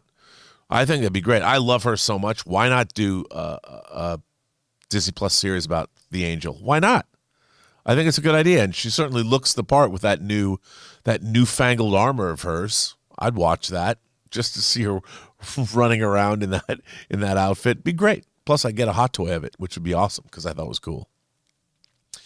Anthony LeBlanc says this movie, like the first, keeps surprising me that the things shown and said is I already said that. Well, that was part two. Sam Fisher says, after this movie, I now believe even more that Ramonda was former Dora Milaje, especially the way that Okoye called her mother, like a close mentor. Oh, Sam, I totally believe that. Ramonda's a badass. And again, I think everybody in Wakanda probably has some kind of training, but being that she's royal, why not? Why I 100% agree with you. She has military training, and she's a commander herself. And she was portrayed that way. She was willing to call the shots on the battlefield. So I think you're not wrong. Raul Reviews says, Nakian is not the Black Panther because of the kid. Yes, absolutely 100%. Totally agree with that, by the way. Jonathan Miles says, since when does the heart-shaped herb give us a healing factor? T'Chaka stepped down because of his old age, and Killmonger was killed after being stabbed. Well, Jonathan, since Ryan Coogler decided to write it in there, I mean, it's a little weird. The healing factor from these orchids is a little strange. It's playing fast on the loose with that mythology, but I kind of understand, sort of, I guess. But yeah, I think you're not wrong. Where did that come from? But here's the thing. We don't know it didn't have those properties. I mean, I know we didn't see it quite work that way. Maybe everyone's metabolism is a little bit different. Don't know, though. Anthony LeBlanc said, and a lot of people won't, this is continuing on, and a lot of people won't see Till, but a lot of people will see Wakanda Forever and will also get challenged to think about race. Anthony is talking about the story of Emmett Till, the boy who was killed for basically looking at a white woman the wrong way back in the day. And it's a heart-wrenching story, but what's really interesting is, like Wakanda Forever, Till focuses on Emmett Till's mother. And it's mostly from her perspective. You don't even see what happened to Emmett Till in the film. And there's some very powerful themes that are, I think, in both movies about loss and about the community at large and what it all means. So that's it's pretty fascinating that you do get Till, as our viewer pointed out, and Wakanda Forever in the theater at the same time. Powerful stuff that'd make a great double feature. Anthony LeBlanc says, I love that this movie had a theme that even when you are the most powerful country in the world, if you are not majority white, the world will still see you as less than. Well, now remember, Anthony, look, totally agree with you there. But remember, I mean, one of the things that I always want to remind people of is, let's not forget that if you go to India or you go to China, these are some of the most populous countries in the world, and their race relations are different. You know, it seems like to be a human being, you can't not hate somebody. Every human being or every human group hates another human group. So it depends where you're standing on the planet with who hates you. So look at it that way. I'll tell you something that was really interesting. In 2018, I was working on a documentary, and I went to South Korea. Now, I have never, you talk about white privilege. I walk around, I never thought about privilege, or I never thought about my status in the world ever. When I was in Seoul and a lot of other places in Korea doing this documentary, first of all, I loved Korea. It was a lot of fun. But wherever I went, I was watched. I'd go into a store and people were like, crazy, loud, boisterous, tall American. What are they going to do? Like, you could feel people be uneasy. And I know they looked at me as a Cro-Magnon barbarian of an inferior race, but that's fine. They were delightful people. The point is that I learned what it meant to be different in a majority country where I wasn't the majority.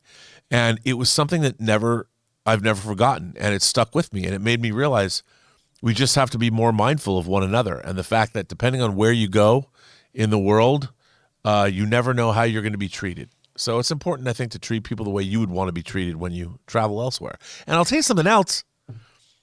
You know what I think? I think everybody on planet Earth, somebody makes a great dish. So why get mad at people? Because you know that deep down inside, they've got something that they know how to make that you don't. And if you could just sit down with them and break some bread, who knows what you discover? Probably something great. Right, Ray? Right. World peace through eating. Every cuisine on the planet Earth has something good to eat. Except Antarctica. I don't think that there's anybody there. Probably seafood, though. Fly Ninja 808 says, Alpha John, what did you think of the decision to name the son T'Challa instead of recasting Chadwick? I thought it was good. How many people, T'Challa Jr., how many people in the world have not named their sons after themselves? It's a time-honored tradition. And I think that, I think it's pretty cool. I like it. I think it's good. Enjoy it. 100%.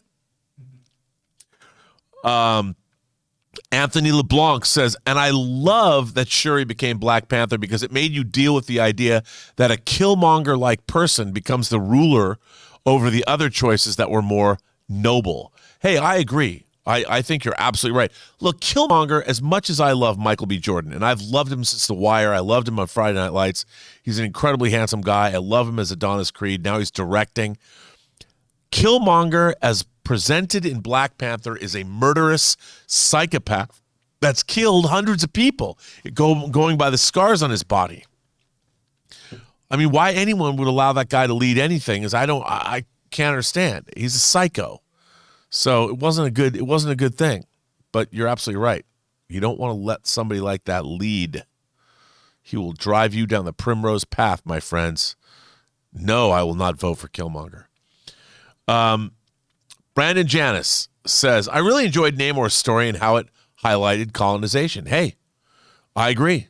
But the thing about colonization is it is the way of the world. Did you ever see 2001: A Space Odyssey? So in 2001: A Space Odyssey, for those who haven't seen it, a very early proto-humans, apes essentially, discover one morning that there is a giant obelisk, a perfect rectangular monolith that instills in them knowledge they didn't have before. And the knowledge is how to use tools, which begins the process of evolution, technological evolution. And what do these apes do? What is the first thing that they do? The watering hole that they had been kicked out of just by yelling at each other. They know how to use tools now, and they pick up those bones and they go to their old watering hole that they were kicked out of, and they kill. They kill for the very first time, probably the very first time ever on Earth. They kill their apes, their fellow apes that had taken this watering hole from them. And that was the beginning of the evolution of the human animal. And that was the first instance of colonization. You have what we want. We're going to come in force. We're going to kill you and take it. And I think that just goes to show you that the idea of colonization goes back to whenever there were, even before human beings are really human beings. I mean, it's not a good thing. But you know what?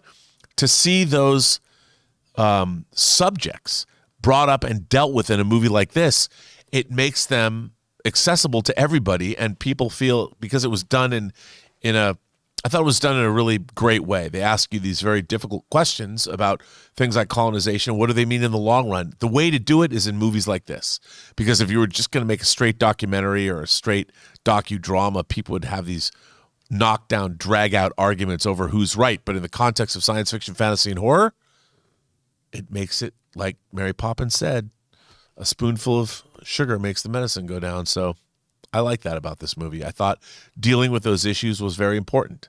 But lest we forget, Wakanda hid away from people for a long time. So they can sit there and go, oh, we don't have anything to do with it. Well, you could have saved your entire continent, but you didn't. You didn't use your technological advances to save the rest of your neighbors. But what can you do? What's your explanation for that, Wakanda? I don't know. Motassim says Ramonda should have been the Black Panther and shouldn't have killed her. I agree with both of those things. And I don't know why they killed her. But she would have been a great Black Panther. Anthony LeBlanc says, as a black person, I love that they chose to give the power to someone that is more Malcolm X-like, but like X later in life, to see the value of working with others rather than burning the world down. Well, Anthony LeBlanc, I totally agree with that. I mean, and I think that regardless of our past, we have to practice temperance in the future, because what's the point of burning the world down or destroying people for the sins of their ancestors? That doesn't make any sense. So I agree with you wholeheartedly, 100%. Jonathan Vigoa says, must be good to be a main character in that third act.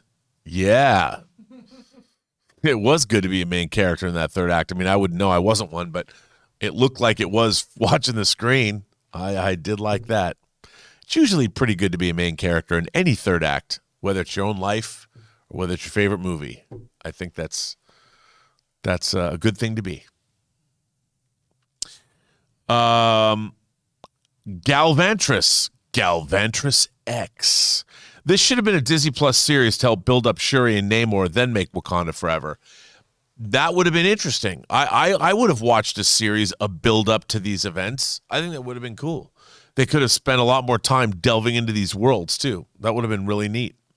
The opening episode could have been just about Talokan when they decided they're going to go up to the surface and make themselves known or something. But I agree with you. It could have been great. Splash Bucks says, why did Atuma and Namora turn blue on land but have regular pigmentation in the water when in Namor's backstory they said the flower turned his people blue? I don't know. Yeah, that's true. So there you go. It's very odd, or very not odd. I think things just happen that we don't understand. That's all I can say. Mr. Downtown said, theory, what if Toussaint is a 616 Kang variant? You're talking about Valeris or from Game of Thrones is who you're talking about. The sea snake could very well be. I mean, who's to say that Game of Thrones is not a precursor to the MCU? Maybe they are, maybe they're not. I know you're crossing the streams there, but that's kind of fun. I enjoy it. I mean, I enjoy your theory. Daya Asheror. Let me try this again. Daya Al-Sharor. Ashalror. I'm sorry, probably butchered that, but this movie fell off a cliff after the Queen died. It was amazing before that, in my opinion, but that scene was a tearjerker for me. They should have recast T'Challa. Well, there's a lot there to unpack. I mean, I don't know if they should have. I'm not on board with the idea that they should have cast T'Challa. I'm not sure about that, but there's a lot to unpack about that. But I don't know. Maybe they should have. But I like the story that was told. I don't know if you'd recast T'Challa for this story, would it have actually been better? I don't know. Who's to say? We'll never know. Daya Al-Sharor, again, back, says, Okoye, as always, was a highlight. Her jokes landed. I agree. Okoye can do no wrong. I love her so much. I wish they'd make a hot toy of the Dora Milaje outfits. Please do it. Please, please. I'm a big fan. I love her. Matthew Carter says, when Shuri got the powers of the Black Panther, she was scary like Killmonger. When she stares down at M'Baku and says, I'm going to kill Namor and you're going to help me do it. I got chilling villain vibes. Yeah, I could see Shuri should go full-on villain. She's got the technological prowess. Maybe she should become the new Doctor Doom or the Doctor Doom of the MCU. But no, I think you're right. I mean, that was it. She was consumed by vengeance, and she was using that vengeance to fuel herself. So she was scary. I wouldn't want to be on the other end of a receiving beating from her because she'd probably kill you. Who knows? Raul Reviews says Okoye out of Okoye out of the Dora Milaje should have been Black Panther. Shuri was broken because she couldn't save him. Namor did what he did because he still wants Wakanda as an ally. The opening is great and hit hard. Raul, I agree with you 100%. All those things I think are correct, and the opening did hit hard. But yeah, I mean, I think that's you just indicated everything that I think what you said kind of. I mean, Okoye. Here's the thing: Okoye works for the crown. Okoye is not. I don't think she serves the queen. She serves the king, but she doesn't. I don't think she wants to be the Black Panther. That's a whole different vibe. So, and we need the Dora Milaje. So, or at least Wakanda does. Like, we don't need her Okoye in here in the real world because she doesn't really exist. So, but yeah, I mean, that's kind of what I'm thinking there. Marie Seafring says, Shuri refused to talk to Nakia when she called. Also, Ramonda was about to tell Shuri a secret about T'Challa when Namor showed up. Maybe Ramonda was talking about T'Challa's son. I think absolutely that was the case because she knew. Ramonda knew, obviously. She knew. And I think that's absolutely correct. So you're right about that. Motossum says, hot take, enjoyed Love and Thunder more. Sue me, dude. Come on, man. No, I mean, look, I'm not going to, like John says, art is subjective. I mean, I don't think it's subjective. Your opinion's subjective, and you can like what you want. So it might be a hot take. I did not like the movie very much. I thought that Thor Love and Thunder compromised the character of Thor. Not all the way through, but it did. I don't think this movie compromised anybody's characters. It did not undermine them. I thought it was an interesting story, but I understand where you're coming from. I can see that, and you're not necessarily wrong. You know, we all have our opinions here. Mine, of course, trump all of your opinions. I'm the end-all, be-all of all of this, but I allow you, whatever you guys think. Hey, if that's what you want to think, who am I to say no? Just remember what your Uncle Bob says. Chef Thanos says, I just came back from the movie. My friend said she fell asleep, laugh out loud. I thought it was entertaining, but with some underwhelming moments and a few shadows of bad writing here and there, but entertaining stuff. Well, Chef Thanos, at least you didn't snap your fingers when you got out of the theater, because that might have been unfortunate. There wouldn't have been any food left. That's why you're Chef Thanos. But no, I mean, look, movies, seldom do you get a movie that's absolutely perfect. I can understand this, you seeing this as a mixed bag. But you know what? If you were entertained and there was much more entertainment to be had than not, I guess it's a win, right? It's a win for you, Chef Thanos. I want to make sure you're pleased. because who knows what happens when a Chef Thanos does anything, because I don't know. I don't want all the food to disappear, because then we'll all die. Roy L.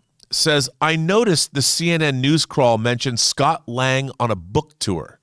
The book was called Look Out for the Little Guy. Yeah, I saw that, which I loved. I love that detail in there. And that, I'm sure that was actually written into the script, too. I love that. Look out for the little guy. Scott Lang's on a book tour. And I think that actually plays into, in Quantum Mania, we saw in the trailer, he's become a celebrity. So good for Scott, man. Guy's an ex-felon. What kind of a job would he get? With Tony Stark gone, who's going to be paying his bills? So, book. Pays his own bills. Love it. Hoopsuni says, I'm really glad Riri had to leave that armor in Wakanda. I don't think she really needed to be in the movie, but I'm more excited for Ironheart now. Yeah, you know what? I thought the design of that, it looked like Seamus in Metroid, or Samus. Is it Samus? I thought it was Seamus, but in Metroid, I didn't like the design of that. It didn't look as elegant as it could. So maybe the Ironheart armor might look better, I hope. But you're right. I didn't think Riri Williams, aside from establishing her as a character in the MCU, even needed to be in the movie, to be honest. I don't think she did. But we got her anyway. Imagine Jim says, thanks for all the entertainment over the years. I really liked the movie, but I really, really wanted more M'Baku. Imagine Jim, I'm with you. I thought M'Baku, of all the people in the movie, he got shortchanged. He was great. Winston Duke is great in the role, and I would love to see more M'Baku. And I was surprised at how considering that Ryan Coogler, did such a great job with M'Baku in the first film, I'm surprised that he was sidelined as much as he was and wasn't in the movie more, not more front and center. Although I will say, when he's fighting, we get the whole, I did love that. I loved his gorilla armor, and he was very funny in his line deliveries. He kicks ass, and I really like him. But yes, more M'Baku. Alonso Hernandez says, Namor did no wrong in my eyes. Love the character. And was there some kind of romantic spark during Shuri's time in Talocan with Namor? He did give her his mother's bracelet. Mexican pride. Well, Alonso, I think Namor is the Latin lover. I think, why not? You bring a hot little number from a foreign country who's also a princess to your palace. Come on in here. At least he's respectful, gives her a gift, is very nice. But I could definitely see some spark there. Why not? Why wouldn't you be intrigued by Namor? I would be. So there's definitely a spark there. I think they were absolutely, I don't know if they're going to, I don't know if they're ever going to turn it into a romance as they move into the future of the MCU. But I think we're supposed to think that there was a little bit of a little spark, little flavor there, a little spice. Definitely, for sure. Mr. Downtown says Armor Wars, Vibranium Rush, and the hunt for Hulk blood. A lot of external issues our heroes have to deal with. How can they deal with Kang also? What if all of it's interrelated? We'll see. We're going to know. I think we were speculating on the John Campea Show this morning about knowing more when Quantum Mania comes along. But there's also the Bangles, the 10 Rings. There's a lot of external forces at work in the MCU, and I think they're all going to go somewhere. I don't know where, but I think they're all interrelated, and I think they all have to do with Kang. I think you're right about that. Luis Enrique de la Peña says, I thought there were 3 plot holes in the story. Namor could have killed Riri when she was taken. Why Namor wanted to ally with Wakanda when he said Talocan was more powerful, and why they didn't give the herb to other warriors. Well, I don't know if those are plot holes. I think they could be explained in that she only printed one herb, but then again, the way that their society works, if they gave the herb to everybody, I don't know if that would work. I don't know how that would work. And Namor didn't kill Riri because what is there honor in that? Maybe he felt that it was dishonorable. I don't know. But I don't know those necessarily are plot holes as things that didn't get an explanation. To me, they're things that you can extrapolate an explanation about as opposed to being inexplicable plot holes. But those are good questions to ask. And but I think that you can infer answers because the way a character is portrayed. So I don't think Namor is a cold-blooded killer, to be honest. But maybe I'm wrong. I don't know. Mr. Donkey Kong. Howdy, John. I enjoyed the movie. One thing that usually threw me off was, pardon me. Howdy, John. I enjoyed the movie. One thing that really threw me off was seeing Kamaru Usman in that scene with M'Baku eating the carrot. Now, he's the wrestler, right? I think that's what you're talking about. Yeah, you know what? I find cameos. I'm not up on those. I don't know a lot of those characters or people or athletes, so I wouldn't have noticed. But I don't like it when overt cameos happen. You're like, hey, it's that guy. I don't like that. I think it takes me out of it. I don't enjoy that. So you're probably correct. But since I don't know for sure, I'm going to give you the benefit of the doubt. The Inedible Hulk says, sure, he never trained, but neither did Steve Rogers. That's true, but Steve Rogers was in the military, and after he became a super soldier, he probably went through basic training. He certainly learned to box, so there was a lot of training that went along with being him, so I could buy that. And remember, he did fight in World War II, so for 5 years, he was leading his troops fighting Hydra and the Nazis, so he probably learned a great deal about hand-to-hand combat.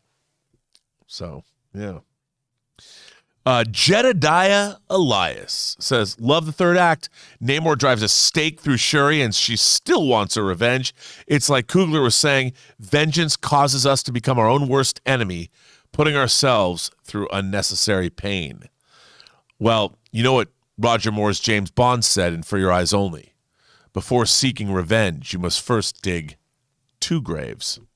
That's all he said. He could have said one for you and one for your intended victim, but he didn't have to say it, because I think we all know what he meant. There you go. So that's For Your Eyes Only. That's James Bond. And so that's what I thought of. Bagface says, can't get over Shuri being an instant gymnast ninja in fights after taking the herb with zero explanation. Kind of took away from T'Challa's skills as Black Panther. Look, as I said before, they never really explained it. And John was worried about this, and this is not unfounded. What you're saying is not unfounded. But I do think that when you take this herb, suddenly the skills that you do have are enhanced. You know, it's like, you know that movie Limitless, and then they did a TV series out of it, the one with Rocket Raccoon. When you took these pills, it opened up your mind more. And like anything you had even briefly seen, you could figure out, and your mind was able to make connections it couldn't make before. I think when you take this herb, which is pretty much supernatural in nature, it does something to you. It creates things in your mind that weren't necessarily there. But if you had trained from a child to be a warrior, as I suspect they all do in Wakanda, all that would be brought back to you tenfold, I would think.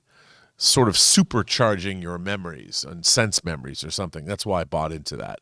But I know it's a little weird. And also, she's so small. I mean, maybe she's tall, but she's a thin woman. So how much power can she pack behind a punch? That's why she needed the power of the flower, which she had. So I don't totally buy into it, but I kind of bought into it. Kind of. Louis Enrique de la Peña says, I believe they didn't give the heart-shaped herb to another warrior because Shuri used T'Challa's DNA along with Talakan's vibranium plant thread. That could absolutely be true. I like that explanation because that's canonical. It's in universe. I'll buy that. I think you're right. You know what? You just put something into my head canon. Thank you for that. I agree with you. I think it's a great explanation. Matthew Gold says, is the MIT professor Dr. Doom and Riri know Peter? I think we're going to find out. I don't think the MIT professor is Dr. Doom. I really don't. But who knows? Nash Sandiki. Hang on a second. Let me get this. Sanadiki. Nash Sanadiki says, the Val cameo in the movie felt like something we could have left out in favor for more scenes with Riri Williams grieving Queen Ramonda's sacrifice. Hey, I think that, by the way, I bet they filmed all this and it was cut out of the movie. I mean, the movie was already very long. I'll tell you something. That battle scene at the beginning when they tried to take the vibranium off the ship, how it was intercut with Ramonda at the United Nations, I guarantee those are two separate scenes that they intercut in post. They were supposed to be two individual scenes, and they made that decision to intercut them. So I think there was a lot left out. I wouldn't be surprised if on the physical media release or even on Disney Plus, we have scenes that address these issues. I think we probably will, because I'll bet there was another hour of this movie they had to get rid of. So, Talking Entertainment with Josie says, do they still own the building T'Challa bought at the end of Black Panther? I would guarantee you they probably do. I don't think, they bought the building. They opened an outreach center in Oakland. I'm sure they still have that. I would believe they do. Why would they sell it, Sean Miner says, I wish a few Avengers were at T'Challa's funeral. They might not have invited anyone from outside to be there. That's what, in my mind, that's the way. This is a personal matter for Wakanda. Maybe they'll have a ceremony for other people later.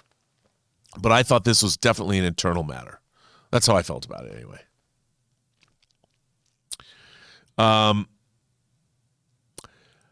Sean Miner says, I wish a few of, I already said that.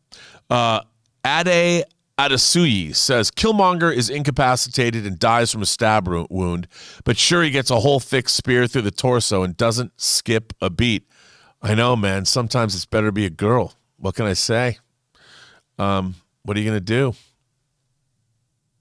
But you're right. I mean, maybe Shuri's vengeance made her that much less susceptible to getting impaled.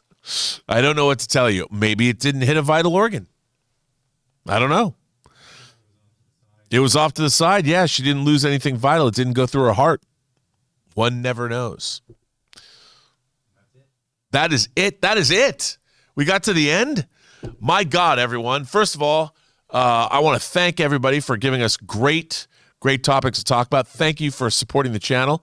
It's always fun. I haven't done one of these spoiler discussions in a long time. I want to thank you from everyone here at the John Campea Show. Thank you for supporting the channel in this way and giving us great things to talk about. Of course, I want to thank Jonathan Voico for producing this episode. I want to thank Mint Mobile for sponsoring, pardon me, this part 2 of the Wakanda Forever spoiler discussion. Can't wait to do another one. I'm sure we'll do one for Avatar, maybe Way of the Water. Can't guarantee it, but it'd be fun. I hope I can do it again with you guys. I'm, of course, Robert Meyer Burnett. Find me on Instagram at RMBurnett. Find me on Twitter at BurnettRM, or find me on YouTube at PostGeek Singularity. And until next time, well, I don't know what until next time. Go see more movies. Go see Wakanda Forever again. Watch the last 2 episodes of Andor. Bye-bye.